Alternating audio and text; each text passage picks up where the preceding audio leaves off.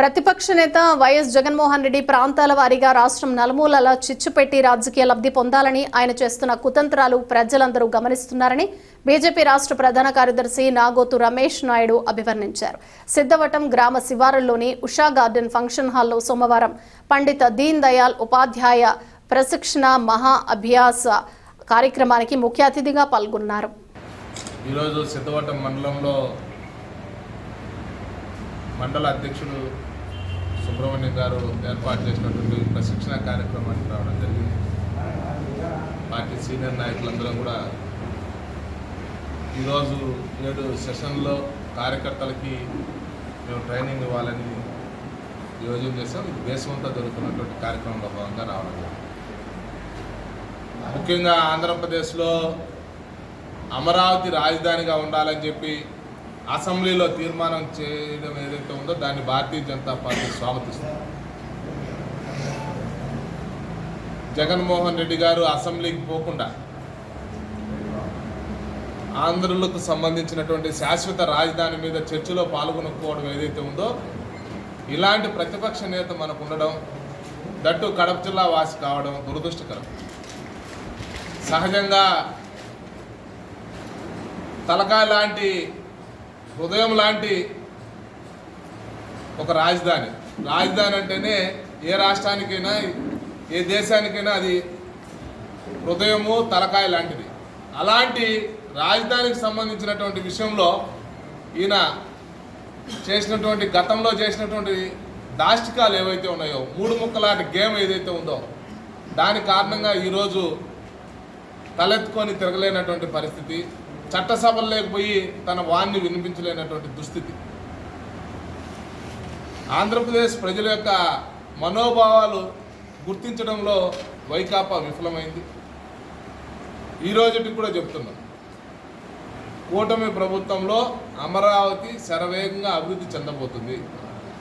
చంద్రబాబు నాయుడు గారు, పవన్ కళ్యాణ్ గారు, నరేంద్ర మోడీ గారి యొక్క ఆశీస్సులతోటి ఆంధ్రప్రదేశ్ రాజధాని అమరావతి శరవేగంగా అభివృద్ధి చెందడమే కాకుండా ఈ యొక్క భారతదేశంలో ఒక ప్రత్యేకమైనటువంటి విలక్షణమైనటువంటి రాజధానిగా చరిత్రకు ఎక్కబోతుంది. కేవలం రాజధాని అంటే కేవలం పరిపాలనా సౌలభ్యమే కాదు, రెవెన్యూను జనరేట్ చేసేటువంటి స్వయం సమృద్ధి సాధించే విధంగా అడుగులు పడ్డాయి. ఇప్పటికే సెక్రటరియట్ కానీ, హైకోర్టు కానీ, ఇతరత్ర జడ్జి క్వార్టర్స్ కానీ ఇలాగ అన్నీ కూడా శరవేగంగా కొన్ని పూర్తయ్యాయి, కొన్ని పూర్తయ్యేటువంటి దశలో ఉన్నాయి, కొన్ని ప్రారంభ దశలో ఉన్నాయి. ఈ సందర్భంగా భారతీయ జనతా పార్టీ ఆంధ్రప్రదేశ్లో రాయలసీమ కావచ్చు, ఉత్తరాంధ్ర కావచ్చు, కోస్టల్ ఆంధ్రాలో ఉన్నటువంటి వనరులు ఏవైతే ఉన్నాయో ఆ వనరుల్ని సమగ్రంగా ఉపయోగించుకొని ఈ రాష్ట్రం నుంచి ఏ ఒక్క వ్యక్తి కూడా జీవనోపాధి కోసం వలసపోకుండా ఆ విధమైనటువంటి కార్యాచరణ రూపొందించాలని చెప్పి దానికి ఒక రోడ్ మ్యాప్ తయారు చేసి కూడా రాష్ట్ర ప్రభుత్వానికి ఇవ్వాలని చెప్పి మాధవ్ గారు రాష్ట్ర అధ్యక్షులు సంకల్పించారు. దగ్గరలో మేము ఆంధ్రప్రదేశ్ సమగ్రాభివృద్ధికి సంబంధించినటువంటి ఒక నివేదిక చంద్రబాబు నాయుడు గారికి ఇవ్వబోతున్నాం. అన్నిటికన్నా ముఖ్యంగా జగన్మోహన్ రెడ్డి గారు ప్రతిపక్షంలో ఉన్నటువంటి సమయంలో బీదరుపులు అరుస్తూ ఉంటాడు.